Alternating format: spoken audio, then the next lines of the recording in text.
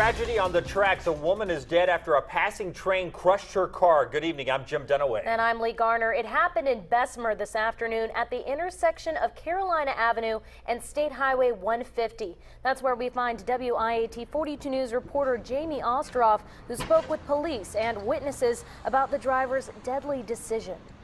Since our last live report at 6 o'clock, we have learned that the victim in that car who was hit by the train, her name is Rakiria Byron. She was 20 years old. Now, let me show you this intersection where the crash happened.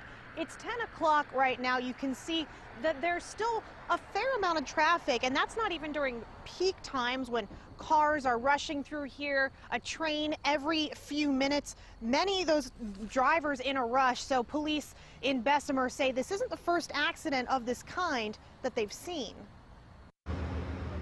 It was the decision that cost one woman her life. And we're saying all the time, we tell it, wait on the train. If the arms are down, train horn is blowing, it's just best to just wait on the train to pass by. Don't try to beat the train. I was coming down Hall Avenue and I looked across the street and the lady was trying to beat the train, and then it just hit her. Everything just went everywhere.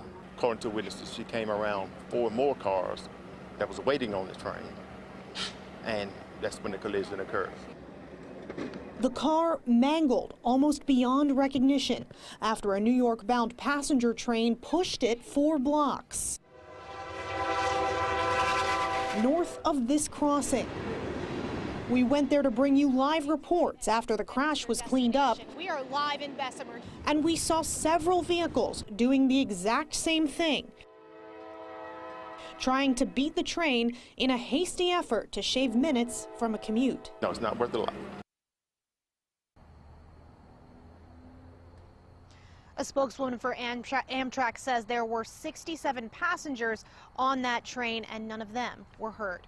We are live in Bessemer tonight. Jamie Ostroff, WIAT 42 News, coverage you can count on.